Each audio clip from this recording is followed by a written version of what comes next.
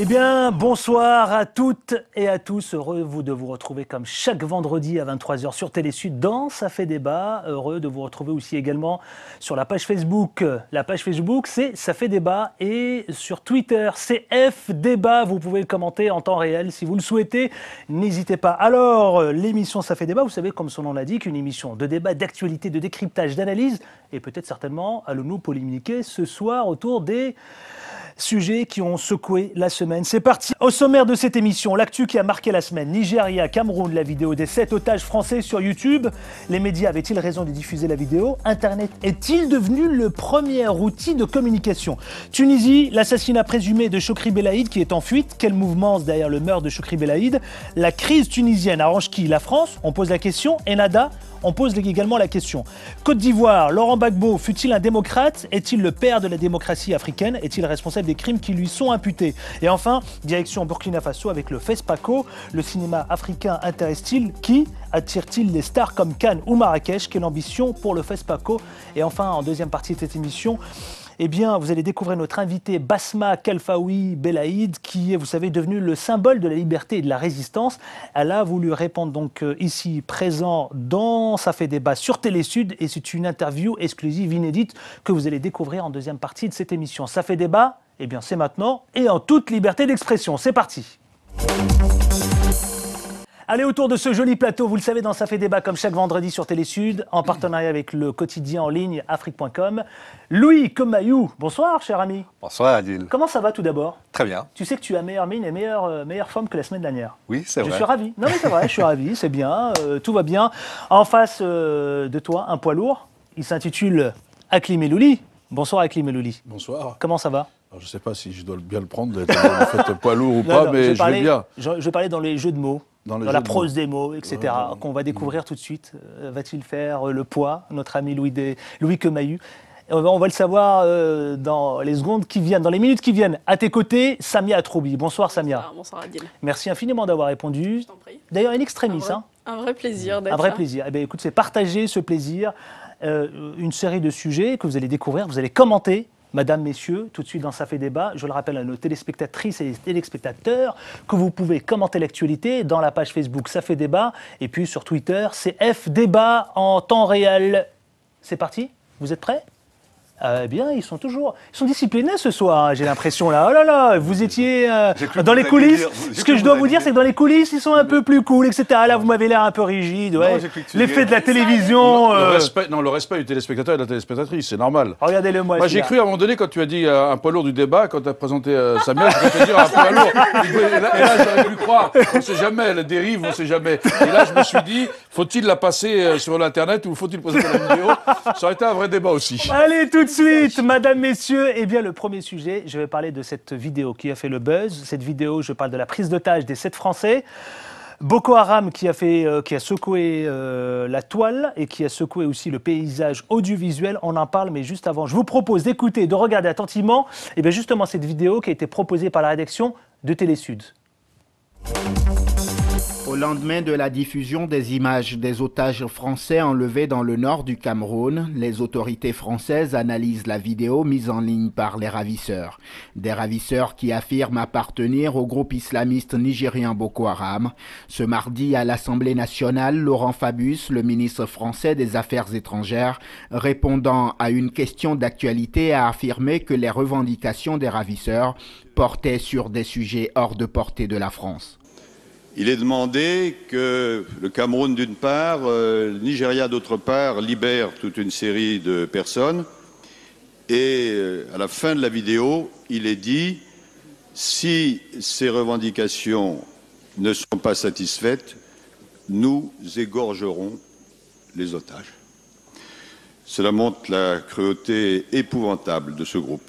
La demande de libération de prisonniers formulée par les ravisseurs islamistes amène de nouvelles interrogations sur la possibilité ou non de négocier avec les ravisseurs. La réponse du ministre français de la Défense est catégorique. On ne négocie pas sur ces bases-là, avec ces groupes-là.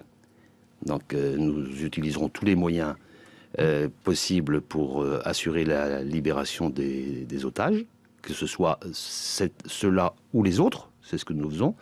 mais on ne joue pas à ce jeu de surenchère, parce que ça, c'est le terrorisme. Et le terrorisme, la France est prête à le combattre. Pour cela, Laurent Fabius appelle à l'unité.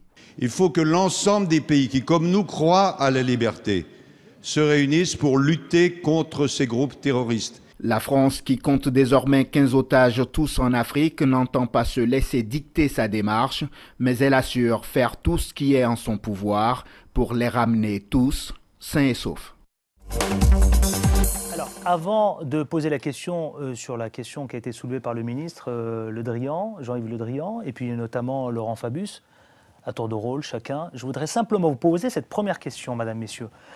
Est-ce que c'est le rôle, d'ailleurs je vais m'adresser à Louis Quemailleux, vous êtes le patron de l'information, est-ce qu'il fallait ou est-ce qu'il faut d'abord, est-ce que Télésud a diffusé par exemple, oui visiblement, le sujet, la vidéo qui a été découverte sur YouTube, sur les réseaux, pour être sincère, Internet. Alors oui. le rôle des médias, est-ce que c'est le rôle des médias? Avait-il raison de diffuser la vidéo, Louis? Il faut la diffuser, puisqu'elle est disponible de toute façon. On n'est pas là pour empêcher les gens d'avoir accès à des informations. Et ces informations, ils les avaient. C'était sur YouTube. L'autre chose, c'est que là, c'est comme si on était... On joue pas, il n'y a pas un jeu d'hypocrite là. On estime qu'il ne faut pas... Pourquoi vous, par exemple, à Télésud, Télésud, pourquoi à Télésud, nous, on a pris le choix de flouter les images? Parce que c'était la règle. C'est la règle. Je crois qu'on a parlé d'une question de dignité, qu'il fallait respecter la dignité des otages, des citoyens français qui étaient là-bas. C'est une chose normale. Mais à côté de ça, je dis, on est dans un cas de figure où le gouvernement lui-même a ouvert une porte, a ouvert une boîte de Pandore en donnant l'identité déjà de la famille qui est prise en otage, en disant que c'est Boko Haram et des djihadistes qui les ont pris et en expliquant que les otages étaient séparés en deux groupes. Là, on arrive au bout de la course et on nous explique qu'il y a des choses à cacher. Louis, pardonne-moi, tout de même, je vais être un peu provocateur là-dessus. Certains des chaînes, d'ailleurs, on ne va pas les citer ici, mais ont pris le choix de diffuser la vidéo sans masquer les visages. Pourquoi Télésud n'a pas fait ce choix-là? On l'a fait en partie. On l'a fait en partie, mais on l'a fait pour des raisons simples. C'est qu'au début, on a diffusé quasiment sans masquer. Alors que vous le savez très bien, que tout le monde, nos téléspectateurs et les téléspectatrices, ont découvert la vidéo, et sans floutage. Ils l'ont découverte, ils l'ont encore en leur possession. C'est-à-dire qu'aujourd'hui, sur Internet, vous verrez des multiples sites qui ont déjà réussi à faire une... Pourquoi ne pas avoir pris le choix, dès le départ, de ne pas flouter les... Nous dépendons du CSA, messieurs.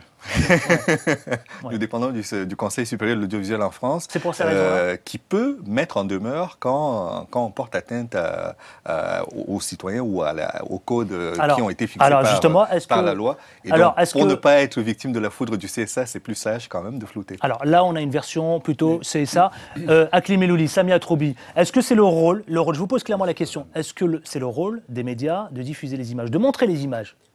Fallait-il diffuser les images? Je crois que ce que cette vidéo révèle, en fin de compte, c'est que les médias traditionnels sont en fait dépassés aujourd'hui par les nouvelles formes de communication et que les terroristes, mais pour le meilleur et pour le pire, aujourd'hui Internet joue un rôle double, à la fois de révélation d'un certain nombre de questions et aussi de montrer la cruauté. Et aujourd'hui, effectivement, les médias traditionnels sont obligés de flouter, mais sur Internet, on voit qu'il n'y a aucune règle qui ne sont dictées et que tout le monde peut faire ce que bon lui semble. Et aujourd'hui, on peut aussi la retrouver, cette vidéo, mais on a plein d'autres vidéos de violence extrême et d'actes de terrorisme qui sont diffusées sur cette toile. Et c'est sur cette question-là, comment est-ce qu'on régule les informations et toutes les vidéos qui sont sur Internet et comment est-ce qu'on fait pour et puis en termes de dignité... Et ensuite Louis, je trouve qu'effectivement, ce que dit Samia me paraît pertinent, c'est par rapport au fait qu'effectivement, Internet est devenu un accélérateur dans le bon et dans le mauvais sens. On va en parler justement. Donc il faudra, je ne vais pas en parler trop là, mais il va falloir qu'on y réfléchisse. Parce qu'après, effectivement, la loi qui est mise en place pour l'aspect de dignité, de l'intégrité des personnes, parce que c'est aussi ça, la protection des gens, je veux dire, à un moment donné. Et puis, l'objectif des ravisseurs, c'est de sensibiliser l'opinion internationale, c'est-à-dire de faire peur et de pouvoir obtenir à des fins qui sont les leurs, sur leurs revendications, mais en ayant un peu... Parce que là, il y a des enfants aussi dans la vidéo, ce qui aussi pose un problème pour l'histoire. C'est-à-dire qu'à un moment donné, se revoir tout ça, c'est déjà un traumatisme. Et donc, la vraie question, c'est est-ce que nous devons, parce qu'au-delà de savoir si on floute, on floute pas, est-ce que l'on doit diffuser les vidéos effectivement des otages? Est-ce qu'on doit être des relais d'opinion, etc.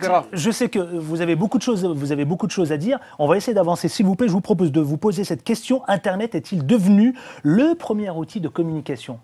On l'a vu dans les révolutions Est-ce qu'il arabes, n'est pas- hein, on est-ce l'a que vu c'est dans pas- les est-ce que révolutions c'est pas une- arabes, oui. c'est le cas. On l'a vu avec Wikileaks vrai, également, effectivement. avec ces fameux câbles qui ont été dévoilés. La révolution Mais arabe, il y a- effectivement, il y elle a- a commencé oui. via les réseaux sociaux. Mais il y a deux dimensions.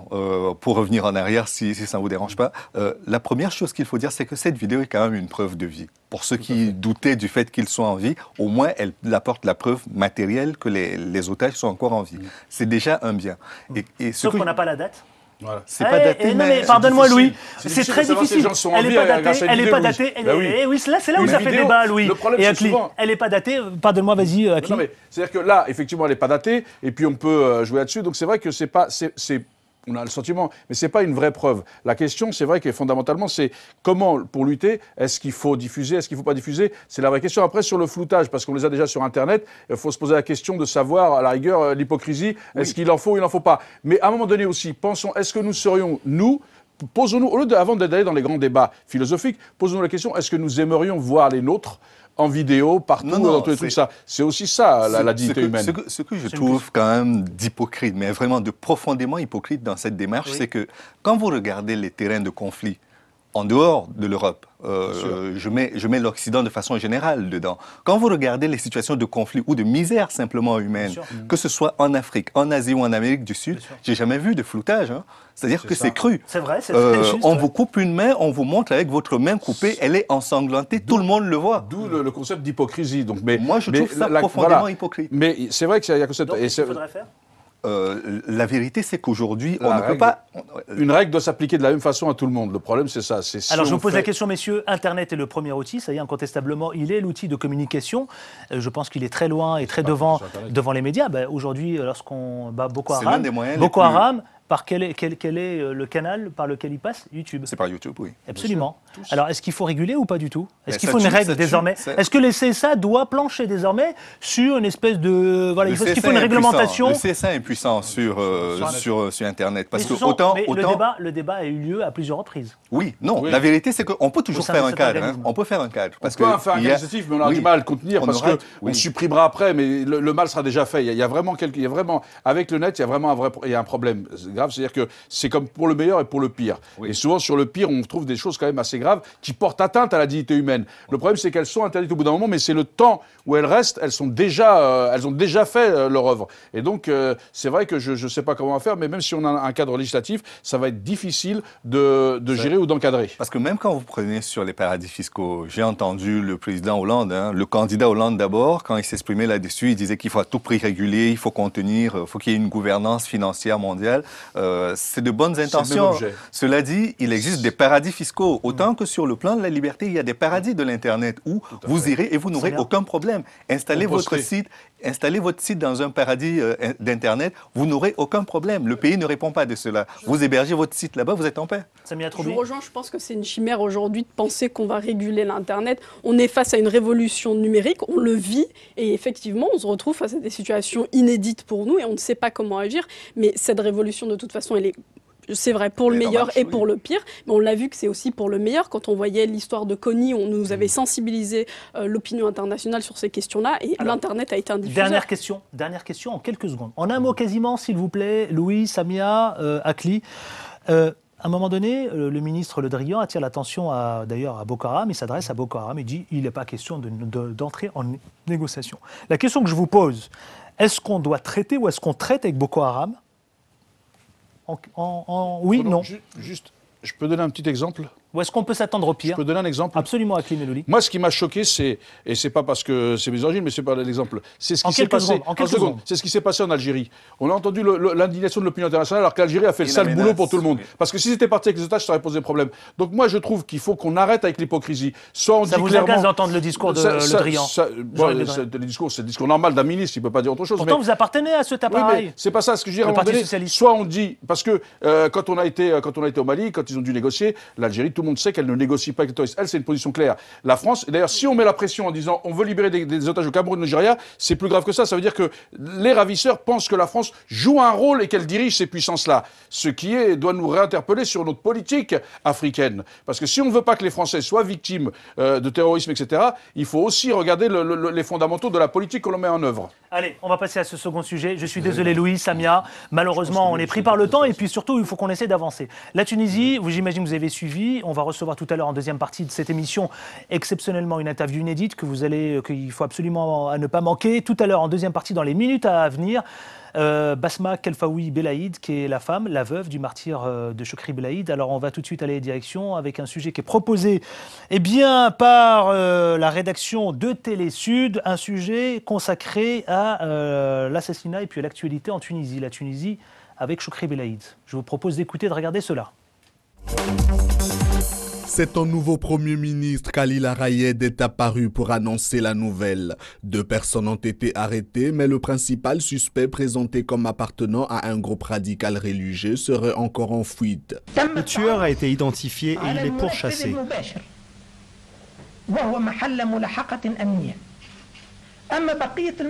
Les 4 autres suspects ont été arrêtés.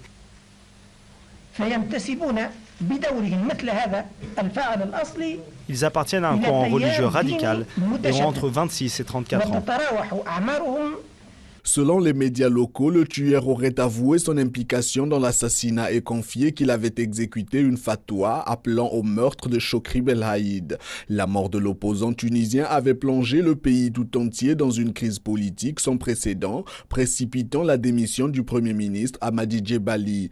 Le nouveau Premier ministre Ali Larayed a été chargé de former un nouveau gouvernement d'ici le 8 mars, un gouvernement dans lequel Ennahda ne contrôlera pas les ministères régaliens, annonce faite par Rached Ghannouchi, le chef du parti islamiste.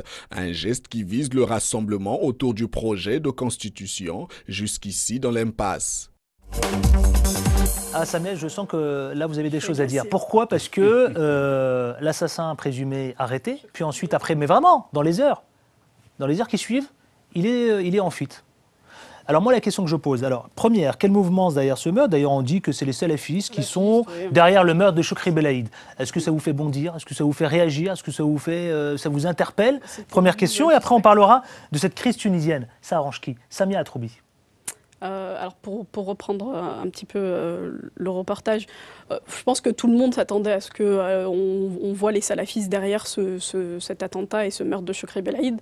On s'y attendait tous. Bon, elle arrive à un moment donné, cette information arrive à un moment donné, on est face à une crise politique, et je pense que Besma le dira mieux que moi. La vraie question aujourd'hui qu'on se pose, bon, on attendra la suite des événements, mais la vraie question qu'on pose aujourd'hui, et que tous les Tunisiens posent, c'est où en sommes-nous sur la Constitution? Il n'y a pas de date d'élection, il y a une crise politique majeure. Ennahda, comme le CPR, comme Etta Katol, qui sont les 3 partis de la Troïka, ne veulent pas céder le pouvoir. Leur mandat est aujourd'hui arrive à expiration. Ils sont datés et il est grand temps, et les Tunisiens attendent désespérément, 1, de vraies réformes économiques, 2, une vraie réforme politique, qu'on sache où et quand on va voter. C'est aujourd'hui les vraies questions qu'on se pose. Il y a un sentiment d'espèce de chaos, une insécurité. Imaginez, un Tunisien ne sait pas aujourd'hui qui sera son président. Tous ces gens-là sont des gouvernants par intérim. Ils se sont assez moqués des Tunisiens pendant trop longtemps. Aklim Elouli.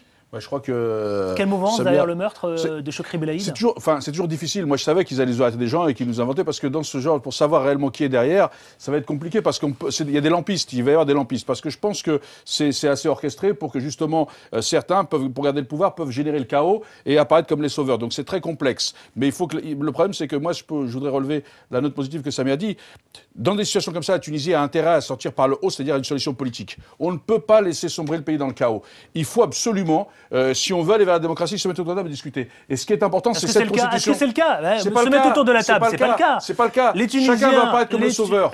Absolument. Chacun va apparaître le sauveur de la Tunisie pour capter le pouvoir. Parce que le problème, je finis. Belaïd nous le dira tout à l'heure. Dans une révolution, vous savez, dans une révolution, le problème, c'est qu'à un moment donné, il faut savoir rendre le pouvoir au peuple. Ce qu'avait fait ATT, et elle a fait l'erreur d'en revenir après, au Mali. Il faut savoir rendre le pouvoir au peuple. Parce que si on ne leur rend pas le pouvoir, c'est-à-dire que c'est un clan qui capte la révolution, et vous créez des frustrations et des générations. Le clan Ennahda est en train de... Que ce soit ce clan-là ici, pour d'autres pays, c'est peut-être il y a des clans qui captent. Cela dit, Ennahda... de commenter. C'est vrai qu'effectivement, le ministre de l'Intérieur qui se retrouve Premier ministre. Oui. Non, mais cela dit, sur Ennahda, il faut quand même leur reconnaître qu'ils ont lâché un peu de l'Est. Ils ont accepté qu'il y ait un certain nombre de... Et ça fait débat.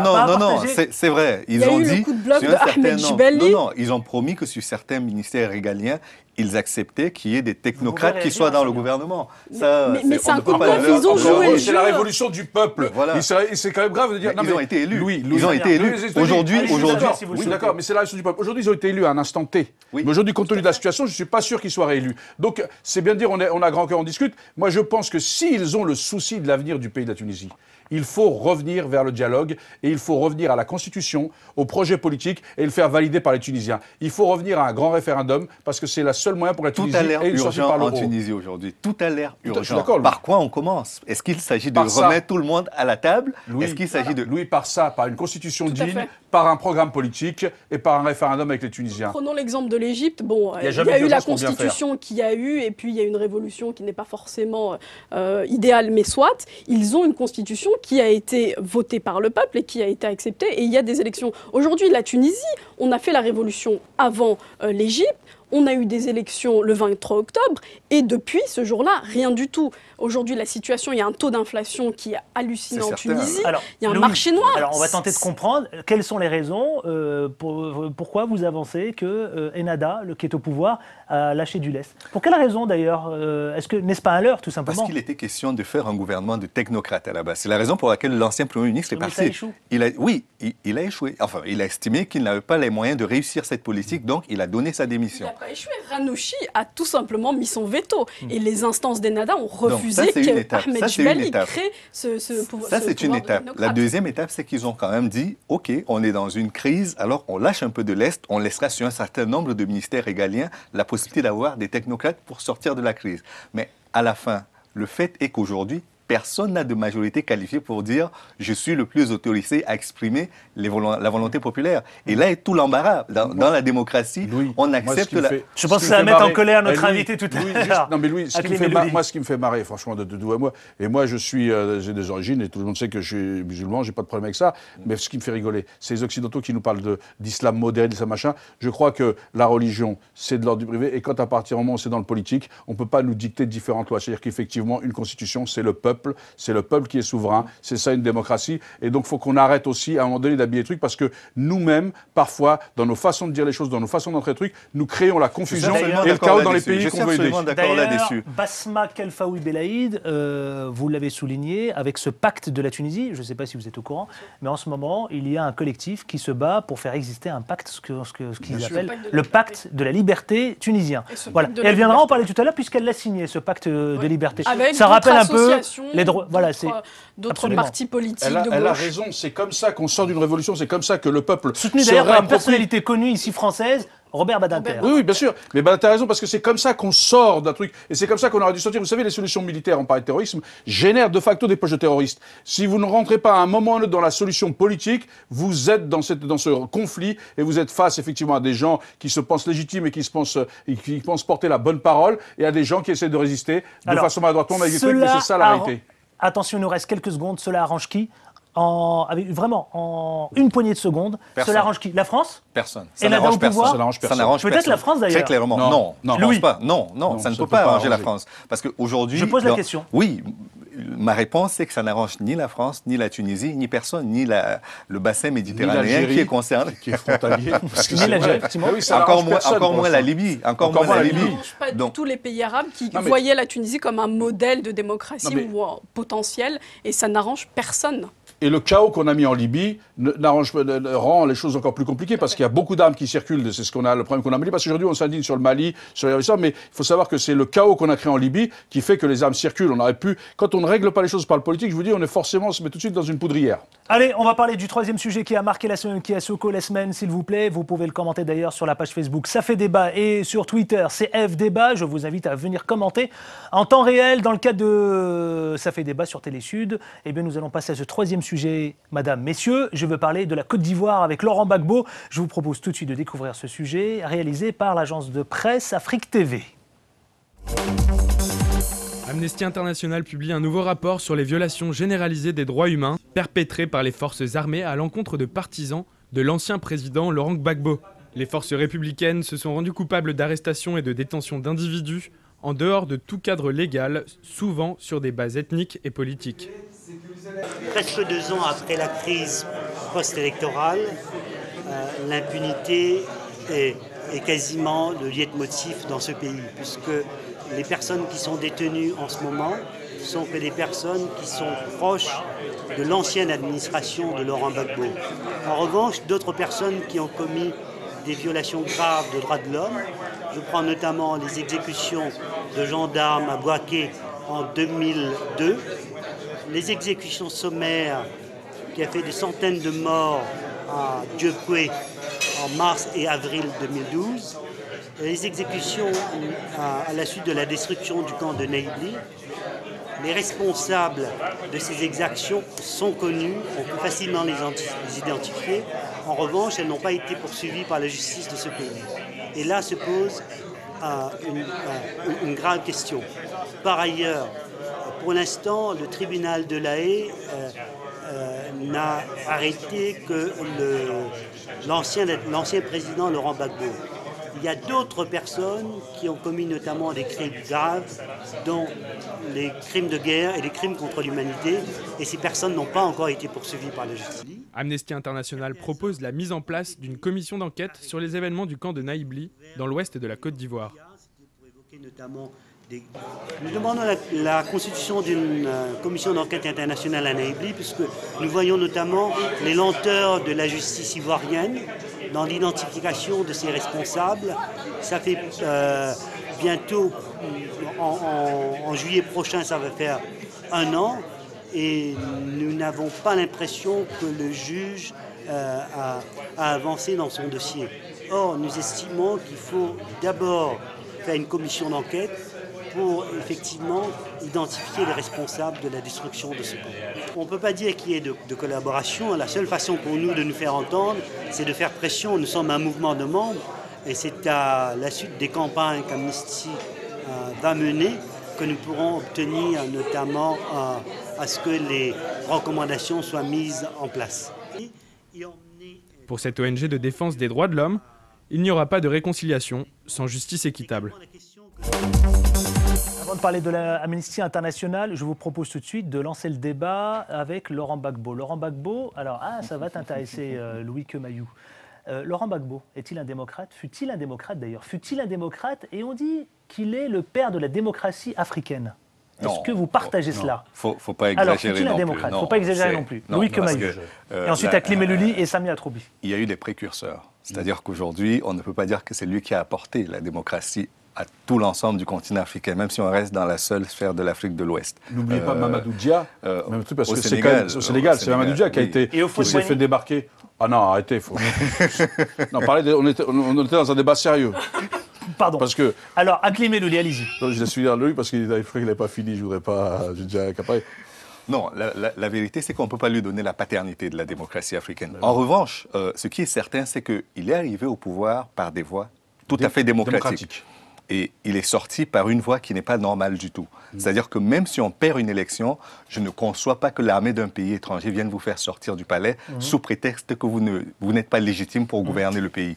C'est ces 2 points simplement que je voulais relever parce que c'est vrai qu'on l'a beaucoup chargé, on le chargera encore davantage. Alors, je crois que le procès de confirmation des charges va être bientôt terminé. Alors, est-il l'un des premiers démocrates africains? Je pose la question différemment. Sur Gbagbo, moi je dis, hein, c'est vrai qu'aujourd'hui, on essaie de le charger, mais c'est un démocrate. Vous savez, on a chargé, vous savez, cette histoire quand même, Bokassa, comment on l'avait chargé, alors qu'on oublie que Bokassa était capitaine de l'armée française, c'est un des premiers officiers qui avait rejoint De Gaulle. Hein, allant de ça sur le truc, et qu'on l'oublie. Et après, on en a même fait un cannibale, etc., parce que c'est l'image. Et donc, les médias sont très durs, et justement pour masquer ce que nous aurions fait en ce moment, parce que, comme vous parlez tout à l'heure qui sont les auteurs des assassinats, de l'assassinat, pardon, de Choucroui, la question c'est qui sont les commanditaires. Parce que c'est ça le vrai problème. Et donc, c'est pareil sur le Gbagbo. Gbagbo, c'est à partir du moment où il s'est tourné vers la Chine, où il a commencé à vouloir négocier, qu'il a commencé à avoir des problèmes. Donc, on peut quand même s'interroger sur les choses. Mais sur Gbagbo, il était membre d'International Socialiste, moi, qui en suis membre. Et c'est vrai que c'est un démocrate. Oui, vous l'avez lâché. Vous l'avez lâché. Bien sûr qu'ils l'ont lâché. Parce que pour ne pas. Premier secrétaire à l'époque. Voilà. À l'époque, il l'a lâché. Pour ne pas gérer, il aurait fallu débattre sur des valeurs. Parce que après, Gbagbo, c'était assez complexe parce qu'il y avait la première dame de Côte d'Ivoire qui était assez particulière. Et donc c'est la confusion. Gbagbo. Voilà, c'est la confusion qui a apporté ce qui n'enlève rien. Et puis quand même, Ouattara aujourd'hui, qui est le président de la Côte d'Ivoire, c'est quand même l'homme des Occidentaux. C'est-à-dire qu'il a été mis en place parce que justement. Ce sont ces fameux technocrates dont l'on nous vante les mérites. Donc on peut s'interroger. Et donc ça veut pas dire que Gbagbo n'est pas responsable de ses actes. Il est responsable de ses actes, mais de grâce, ne lui imputons pas plus pour le déstabiliser, comme on l'avait fait pour Bokassa, et parce que c'est les gens, c'est les Occidentaux qui ont géré leurs intérêts, et donc à partir de là, c'est quand même de remettre les choses dans le contexte, et j'espère que la Commission va faire un vrai travail et non pas arbitraire. Arbitraire, un vrai travail. Je vous invite justement à découvrir un dossier qui a été réalisé par la rédaction d'Afrique.com, un dossier exceptionnel, vraiment autour de l'histoire, autour de l'affaire Gbagbo. Démocratie, est-il démocrate, est-il le père de la démocratie africaine? Je vous pose cette seconde question avant de passer et de découvrir le festival. Je vais faire référence au FESPACO, au Burkina Faso. Louis, Samia, Akli, la crise, j'allais parler de la crise tunisienne, non, absolument pas, mais est-il responsable des crimes qui lui sont imputés? Parce que, comme le soulignait Akli Moulouli, on le charge quand même. Hein. On le charge, et c'est pas fini, c'est pas fini. Oui, c'est pas fini. Est-ce qu'il est responsable de ces crimes? La justice nous le dira, la Cour pénale internationale nous le dira. Vous êtes journaliste, vous êtes spécialiste, est-ce que... Ce que moi je retiens, c'est que dans un contexte de guerre, qu'elle soit civile ou militaire, on ne peut pas sortir blanc. C'est impossible. Tout le monde a la main trempée. On est tous mouillés quand on fait une guerre. Et c'est ce qui est arrivé. C'est un problème africain, ça. Et c'est ce qui est arrivé. Et c'est ce qui est arrivé après cette guerre civile en Côte d'Ivoire. Parce que après 10 ans, pendant lesquels le pays était quasiment divisé en deux et dans une situation de haine à la fois entretenue, mais difficile surtout à conjurer, on ne peut pas estimer que les gens se sont... Pourquoi cette haine autour de cette affaire Gbagbo? Pourquoi? Mais c'est vrai que... C'est qu'on a personnalisé. On a personnalisé le débat. On a l'impression que les personnes comptent plus que la nation. Et c'est là où les puissances occidentales qui sont intervenues n'ont pas arrangé les choses. Parce que quand on se met là et qu'on... On n'entend pas François Hollande, le président français, il a pris une posture. Je pense qu'il l'a lâché. Il l'a lâché. Samia Atroubi. Il y a une chose qu'il faut noter. Je pense que Gbagbo cristallise autour de lui, et aussi sur la toile, beaucoup de haine. Il y a les pro-Gbagbo, il y a ce hashtag sur Twitter, ou Free Gbagbo. Et puis à la fois une admiration de beaucoup de panafricains. Ce qu'il faut savoir, c'est aussi que c'est le seul chef d'État à avoir aujourd'hui été qui est devant oui, exactement, devant la Cour pénale internationale, et qui est elle-même remise en question. On a l'impression qu'il y a une espèce de double standard, de justice à géométrie variable. On ne parle pas d'Alassane Ouattara, mais on parle que des crimes commis par Gbagbo. En 5 secondes, je pense on que est légèrement en retard. La force des Occidentaux, c'est d'avoir personnalisé le conflit. Comme ça, on n'allait pas dans le fond de ce qui était vraiment les problèmes de la Côte d'Ivoire et des problèmes justement de la politique africaine globalement. Et c'est vrai que Gbagbo, et c'est vrai que dans la situation, bien sûr qu'il a des choses reprochées. On ne sort pas tout blanc de cette situation. Mais je pense qu'il est tombé aussi dans un piège et qu'il est rentré dans ce jeu, et que dans ce jeu, il a créé justement cette scission. Et c'est dommage parce qu'au départ, son objectif, c'était de rassembler les Ivoiriens, parce que contrairement à ce qu'on lui impute, c'est le contexte de l'ivoirité, ça vient pas de lui. C'est pas lui qui l'a inventé ce concept, alors qu'on veut même lui coller ce concept.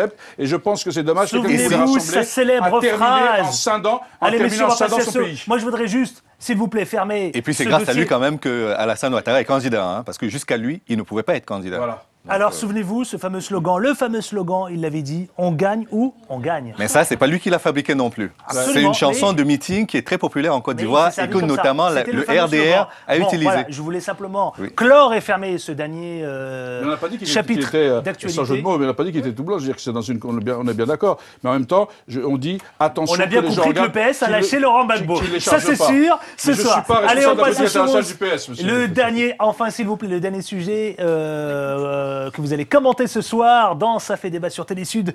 Je veux parler du FESPACO. FESPACO, alors, j'ai pas le sentiment que le FESPACO ressemble au Festival de Cannes, au Festival de Marrakech. Justement, est-ce que cela, ça va faire débat? Mais avant que ça fasse débat, bien sûr, ça attire pas les stars. On en parle très peu. Les médias français en parlent quasiment, même d'ailleurs de façon comme ça anecdotique, de temps en temps, juste pour dire que voilà, il y a quelques stars françaises, quelques vedettes. Mais avant de commenter l'actualité, je vous propose tout de suite de découvrir ce sujet par la rédaction de l'agence de presse Afrique TV.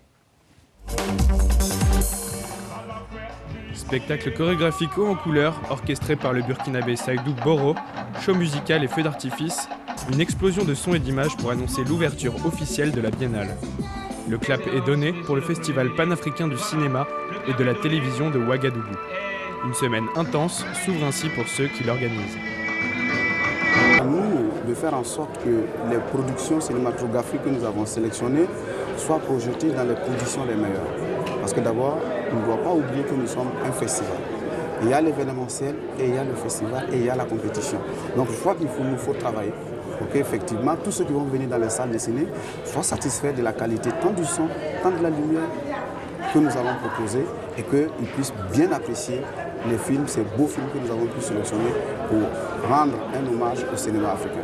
Les milliers de festivaliers présents à cette ouverture découvrent ou redécouvrent l'effet FESPACO. Je suis ravi d'être au Burkina Faso après cette belle fête donnée dans le stade de Ouagadougou qui lance le FESPACO.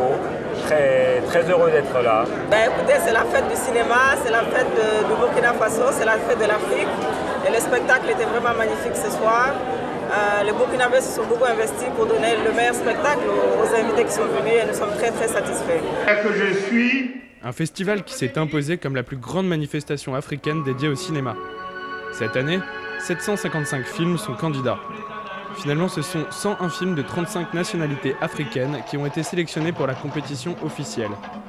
Dans la plus prestigieuse catégorie, fiction long métrage, 20 films aspirent à la plus haute distinction, l'étalon d'or. Un étalon qu'on ne découvrira que le 2 mars, jour de la clôture de cette 23e édition. FESPACO, le directeur général du FESPACO, bien sûr, soulignait qu'il y avait des films intéressants, que le cinéma africain était intéressant. Moi, je veux que ça fasse débat ici. Je veux faire cette comparaison, pardonnez-moi, avec le Festival de Cannes, même si le Festival de Cannes, effectivement, est connu et reconnu dans le cinéma, dans le monde, partout dans le monde. Celui qui a 11 ans, 10 ans, 11 ans à peine, le Festival de Marrakech. Je vais faire une comparaison. Alors, je vais vous poser la question, le cinéma africain intéresse-t-il finalement ? De but en blanc, on dirait non. Enfin, il suffit de regarder, d'aller un petit peu dans les cinémas français. Le nombre de films africains qu'on peut voir, je pense qu'il se limite à moins d'une dizaine. Alors que c'est dommage parce que l'Afrique se limite en fin de compte soit au terrorisme, soit aux vidéos qu'on a sur YouTube.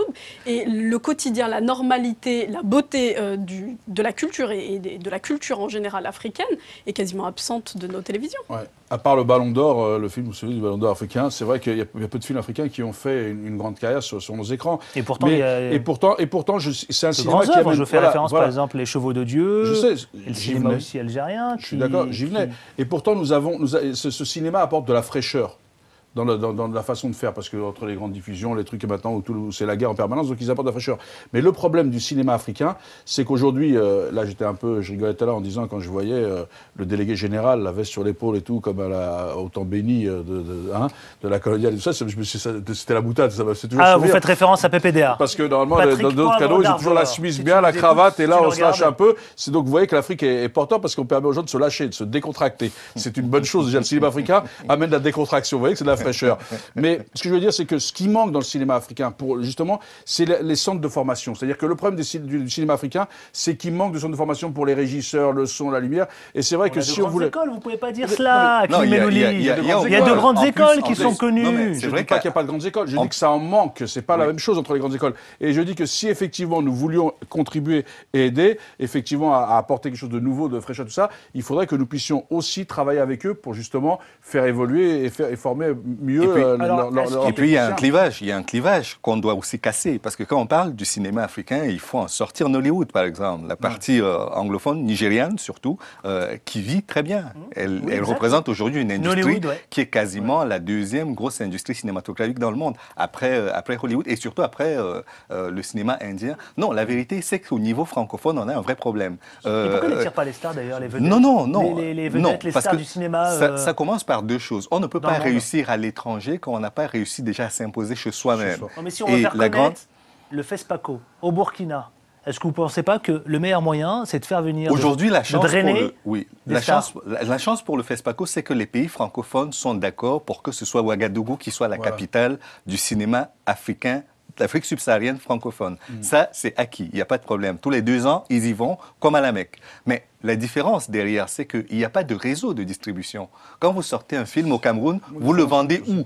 il est regardé où? Même la télévision ne le programme pas, la télévision nationale, j'entends. Donc, c'est déjà un problème d'avoir un marché. Il faudrait que les gens sachent que vous avez sorti un film. Il faudrait qu'ils aient la capacité Les d'aller... réalisateurs vous le disent, quand ils cherchent à faire un film, il manque justement de techniciens. C'est très peu de gens bien formés que ça. Donc, c'est aussi ça, la qualité empathie. Donc, effectivement, il y a besoin de tout cet accompagnement. Absolument. Parce que, et vous parlez de réseaux de distribution, c'est vrai que c'est pas encore fait. Donc, là-dessus, on pourrait travailler avec eux. Plutôt que d'aller les regarder, de faire du tourisme là-bas, il faudrait accompagner ce Et il mouvement. faudrait éviter également de mettre le cinéma dans cette forme de mendicité qui est en train de gangréner le cinéma africain et de le tuer. Non, non, c'est la vérité. Parce qu'aujourd'hui, quand vous regardez les films africains, qui les finance? C'est l'Union européenne, c'est l'Agence internationale de la francophonie. C'est des films sur commande. Ce pas des films de création. Dans le gros du lot, vous avez au moins 80% qui sont des films, je ne dirais pas que c'est de la mendicité, mais c'est de la commande. Et donc, si vous ne produisez pas pour créer, pour avoir un public à vous captif... Je ne me fais pas taper, je relève juste des choses qui sont réelles. Non, et que les cinéastes eux-mêmes reconnaissent parce que le premier soutien au cinéma devrait être la télévision nationale. Après, on a les salles de cinéma qui devraient promouvoir ces distractions. Mais si les jeunes n'ont pas accès à des salles de cinéma, s'il n'y a même pas de salles de cinéma et que tout le monde est obligé de pirater pour regarder, soit sur Internet, soit sur des copies DVD qu'ils se sont fabriquées eux-mêmes, c'est normal que le cinéma meure. Il n'y a pas de public, il n'y a pas d'argent. Samia Troubi, et en plus je poserai cette question. Quelle ambition finalement pour le FESPACO? Cette question, vous parliez à la fin du numérique, mais peut-être que la révolution numérique pourrait être un moyen pour le cinéma africain de se promouvoir, vu qu'il n'y a pas effectivement ni de salles de cinéma. Le numérique pourrait être une manière pour les Africains de promouvoir leur cinéma et de trouver des financements. Parce qu'aujourd'hui, le problème dans le cinéma aussi, il n'est pas diffusé en France, il n'est pas diffusé dans la plupart des grandes nations. Et prenez les festivals, quand ils y vont, ils sont programmés en dehors de la compétition. Prenez Cannes, combien de cinémas? Dernière question, vite, avant de retrouver notre invité, Basma Kelfaoui, cette interview inédite en deuxième partie, juste après cette poignée de secondes. Dernière question, quelle ambition pour le FESPACO? Tu as soulevé plusieurs éléments. L'ambition pour le FESPACO, oui, la plus grande pour le FESPACO, c'est vraiment de s'imposer comme ce festival qui permet de découvrir de nouvelles pépites et surtout de les propulser sur la scène internationale. Aujourd'hui, il y a la découverte, mais il n'y a pas la propulsion. Il n'y a pas le suivi au niveau des gouvernements. C'est-à-dire qu'on vous découvre, par exemple, tous les pays participent. Les écoles de cinéma sur le continent africain participent, envoient des films. Mais quel est le suivi derrière? Si c'est juste une exposition et puis on n'en dit plus rien, on ne fait plus rien, il ne se passera forcément rien. Et donc, ce sera la mort. Assuré. En 30 secondes, s'il vous plaît. Moi, je vais parler plus loin, mais je partage effectivement ce qu'il dit. Je pense qu'il faut effectivement ne pas rester que dans ce regroupement, que ce ne soit pas qu'un regroupement avec une espèce de vitrine, mais il faut aussi penser effectivement à la diffusion et à la distribution plus largement pour le faire vivre.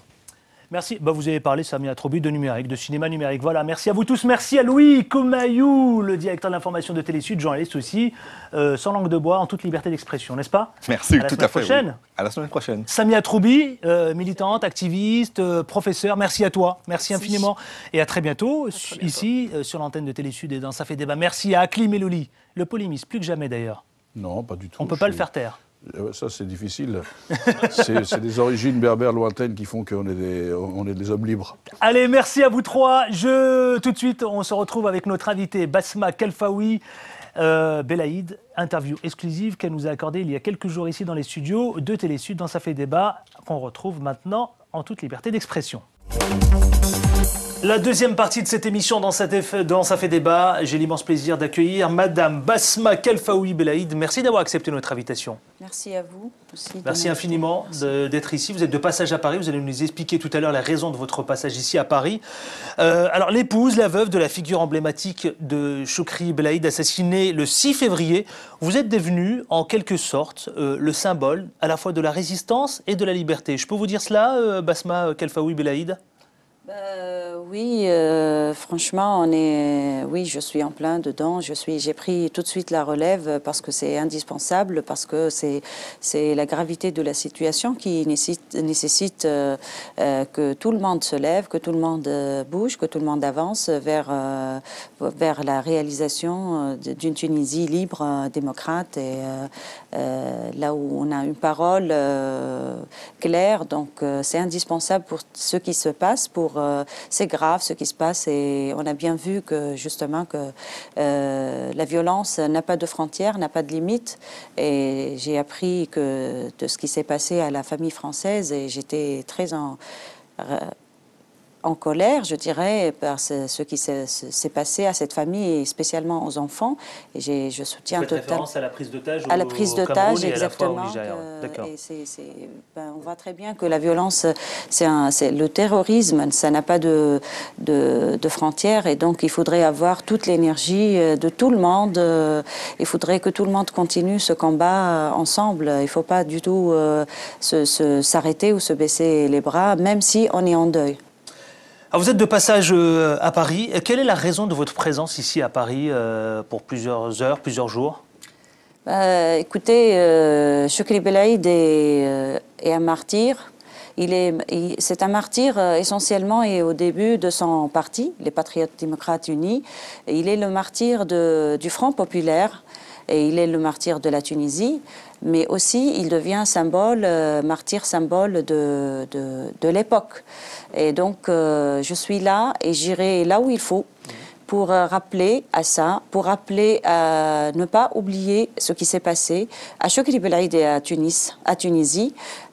Donc, c'est pour avoir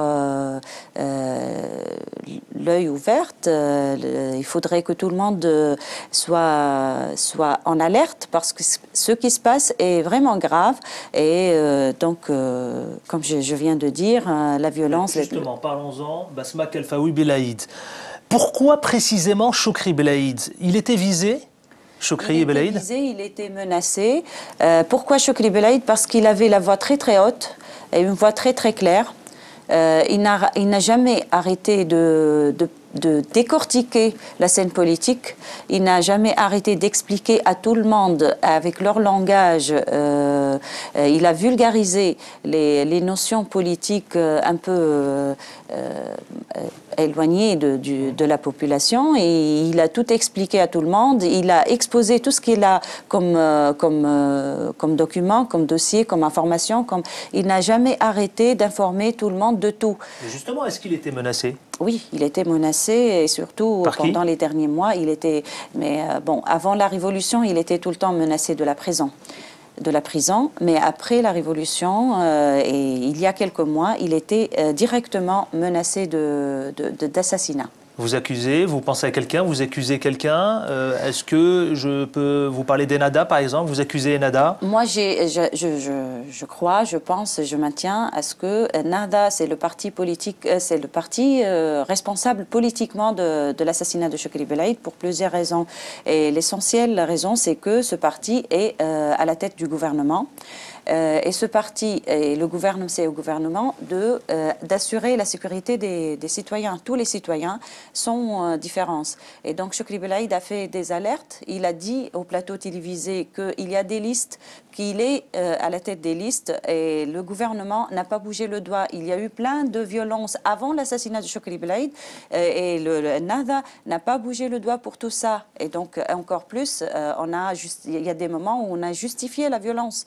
Et donc c'est pour ça, c'est le responsable, et même pénalement, c'est une non-assistance à une personne en danger. Alors le tueur présumé a été arrêté.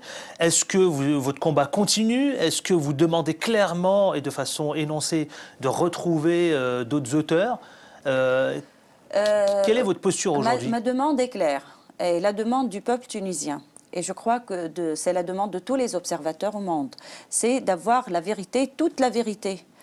Quand est-ce qu'on a commencé à organiser ce crime? Qui a organisé? Qui a commandé? Tout le scénario, il faut que ce soit, c'est un scénario, il faudrait que ce soit entre les mains de tous les Tunisiens en premier lieu. Et moi, en tant que Basma Khelfaoui, son épouse, la mère de ses filles, sa camarade, son consoeur, il faudrait que j'ai toute la vérité, toute la vérité. Basma Khelfaoui Belaïd, vous nous avez dit que votre mari, Chokri Belaïd, était menacé. Est-ce que Chokri Belaïd est mort pour la démocratie tunisienne? Est-ce qu'ils veulent tuer la démocratie en Tunisie? Oui, Chokri Belaïd est martyr des valeurs universelles, des valeurs humaines et universelles qu'il portait toujours, qu'il a combattu toujours. C'est un combat pour les libertés, un combat pour l'équité sociale, un combat pour la parole libre, un combat pour savoir travailler ensemble et s'accepter avec nos différences. Il a toujours mené ce combat et je pense que c'est pour ça qu'il a été assassiné. D'autres noms circulent? D'autres noms sont menacés comme Chokri Belaïd? Oui, il y a une liste avec d'autres noms politiques, oui. Vous avez des noms par exemple? Je crois que M. Beji Qaïtsebsi qui est aussi sur la liste. Il y a plusieurs femmes qui sont sur la liste, telles que Bouchra Belhaj Ahmida, telles que Saïda Garraj, des femmes démocrates qui ne cessent aussi de combattre la violence, de condamner la violence. Et il y en a plein de... Alors comment on peut l'expliquer, Basma Khelfaoui Belaïd? Pourquoi il n'était pas protégé? Pourquoi ces noms que vous nous dressez ne sont pas protégés? Écoutez, pourquoi il n'était pas protégé? Parce que justement, le gouvernement ne voulait pas du tout écouter, ne voulait pas du tout réagir. Écoutez, moi-même, j'ai lancé il n'y a pas longtemps un appel au ministère de l'Intérieur pour ma protection personnelle et pour la protection de mes enfants. Et je n'ai rien eu comme réponse, ni un oui, ni un non. Donc on continue, je crois, dans la même démarche, parce qu'on ne veut pas écouter, on n'écoute pas. Vous pensez qu'il y a une volonté délibérée du pouvoir en place? Écoutez, moi je ne juge pas selon ce que je pense. Moi je juge selon ce qui s'est passé, c'est les faits. Donc en fait, réellement, il n'y a pas eu de protection pour ce citoyen avant tout. Donc pour moi, il n'a pas été protégé, c'est tout. Alors vous réclamez quoi? Vous la réclamez par exemple la fin d'Ennahda au pouvoir? Moi, je l'ai dit dès le premier jour et j'étais totalement consciente. Pour moi, c'est pas pour moi, c'est pour toutes les démocraties et même pour toute la scène politique. C'est un enjeu. Du moment là où le gouvernement échoue, et il faudrait que le gouvernement parte. Et ce gouvernement ne veut pas du tout partir. Et l'échec du gouvernement, le bouquet de l'échec, c'est l'assassinat de Chokri Belaïd. Mais c'est un échec économique, social, sur tous les plans, constaté par la plupart des politiques, même par le président de la République. À certains moments, il a constaté l'échec. Mais malgré cela, on insiste. Alors justement, Basma Khelfaoui Belaïd, vous parlez d'échec, y compris avec la nouvelle nomination du Premier ministre, d'ailleurs qui est l'ancien ministre de l'Intérieur. Oui, tout à fait. Moi, je pense que c'est un grade qui a été donné à M. Larid, qui était ministère de l'Intérieur et qu'on connaît bien son exercice. Ce n'est pas un personnage qu'on ne connaît pas du tout. Ce que ça va donner, on connaît. Et je pense qu'il n'était pas là pour tous les Tunisiens. Et donc, je ne sais pas ce que ça va donner quand il est le Premier ministre. Vous attendez beaucoup de lui? Moi, j'attends que chaque chef de gouvernement soit le chef de gouvernement de tous les Tunisiens. C'est tout ce que j'attends, c'est tout ce que je demande. Mais ce que ça va donner, c'est pas... 2 ans après la révolution populaire. Alors, dites-moi, votre combat, j'imagine que vous reprenez un peu, de façon très naturelle, le flambeau de votre mari, Chokri Belaïd? Tout à fait. Parce que vous dites « je ne céderai jamais ». C'est une déclaration qui a été faite par vous. Non, jamais. Je ne céderai jamais. Et je crois que toute la Tunisie qui est sortie aux funérailles de Chokri Belaïd, 1 500 000, ne cédera jamais. Tous les gens que j'ai reçus chez moi ne céderont jamais. Ils m'ont rassuré, ils m'ont demandé. Ils me demandent tout le temps qu'est-ce qu'on fait. Et on est là et on ne cédera jamais. Et les Tunisiens à l'intérieur, et les Tunisiens que j'ai vus ici en France, et les Français, et les amis, et tous les démocrates partout dans le monde. J'ai reçu plein de lettres, plein de solidarité et tous les démocrates, ils pensent qu'il ne faut pas céder. Et moi, en premier lieu, je suis la première concernée et je ne céderai jamais. Alors vous dites qu'il ne faut pas céder. Alors quel avenir, Basma Khelfaoui Belaïd? Quel avenir pour la Tunisie? Quelle solution pour la Tunisie? Écoutez, la solution, c'est de combattre la violence. La solution, c'est, si possible, que ce gouvernement comprend la situation et écoute la population tunisienne, ça va être la bonne solution. Parce qu'en même temps, Basma Khelfaoui et Belaïd, vous dites le temps est à la réflexion, à la prise de décision, le temps à l'action. Mais ça se traduit par quoi précisément? Par exemple, je sais que vous avez signé le pacte de Tunisie des droits et libertés. De quoi s'agit-il précisément? Oui, c'est un pacte à l'initiative de l'Institut arabe de droits de l'homme qui a été depuis quelques mois, on a préparé ce pacte. Et là, je trouve que je suis là aussi parce que à l'occasion de la vulgarisation de ce pacte et de demande de signature pour ce pacte qui nous donnera, j'espère, une Tunisie libre, une Tunisie démocrate et une Tunisie moderne. Vous espérez que ce pacte, c'est la Tunisie de demain?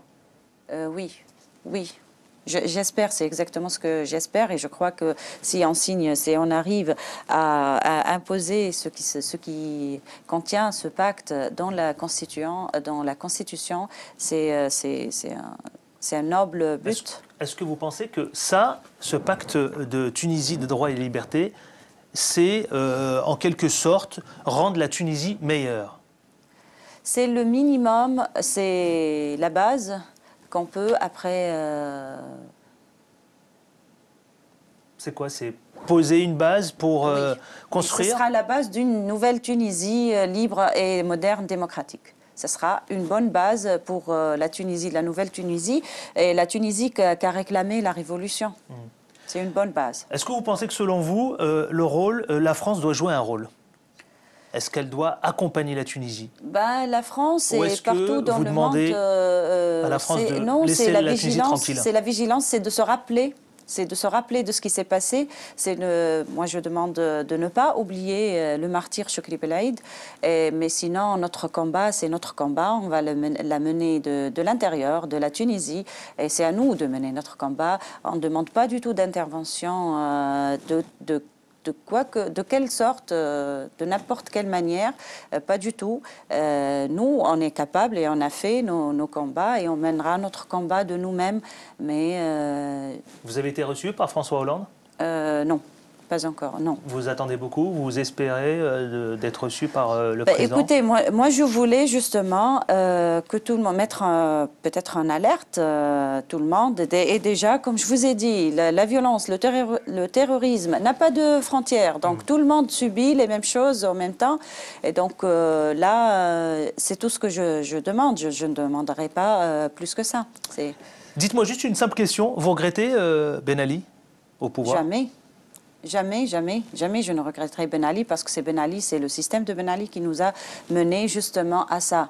Parce que, entre autres, par l'oppression qu'il a adressée, qu'il a mis sur les opposants, y compris les islamistes, on est arrivé à ça parce que eux aussi, comme d'autres courants politiques, comme d'autres familles politiques, ils ont reçu beaucoup de pression et ils ont joué après les élections, ils ont joué sur ça. Ils sont victimes, il faudrait et tout le peuple tunisien a essayé c'est une sorte de reconnaissance. Mais maintenant, le peuple tunisien sait très bien que ce n'est pas du tout la même chose et c'est pas mis à sa place cette reconnaissance. Et on est en train l'association, le mariage entre religion et politique. Et ce qui est très très dangereux, c'était la manière de manipuler la population tunisienne. Là, après toutes ces violences et après l'assassinat, ça commence à être vraiment dissocié et les gens commencent à voir qu'il ne faut pas qu'il y ait de lien entre la religion et la politique. Allez, on finit cette interview avec notre invité Basma Khelfaoui Belaïd. 5 questions en 10 secondes, hein, pas de joker du tout. Que représente pour vous l'Afrique? En un mot, juste en un mot. C'est une petite dette, je ne sais pas le dire en français, c'est la continuité. L'Afrique, quelle priorité? En un mot. L'Algérie. France, Afrique, ça évoque quoi pour vous? Soutien. Afrique et démocratie, vous répondez quoi? Un combat à mener. Et enfin, je vous laisse le dernier mot pour tous celles et ceux qui vous regardent. Est-ce que vous avez un mot à leur dire? Je remercie tous ceux qui m'ont reçu en France et je fais encore un appel à signer ce pacte Et je fais appel à être aux Tunisiens, encore une fois, ici et à l'intérieur, d'être vraiment unis, d'être ensemble contre le terrorisme et contre la violence. Basma Kelfaoui, Belaïd, merci infiniment d'avoir accepté notre invitation dans Ça fait débat. Je vous le rappelle, vous pouvez commenter l'actualité sur la page Facebook tout d'abord qui s'intitule Ça fait débat. Sur Twitter, CF débat. N'hésitez pas à réagir et à poser toutes vos questions et puis même d'ailleurs à réagir sur l'actualité. Merci infiniment. Plein de courage, je vous le souhaite, madame. À très bientôt dans Ça fait débat avec autant de plaisir. Ciao, ciao.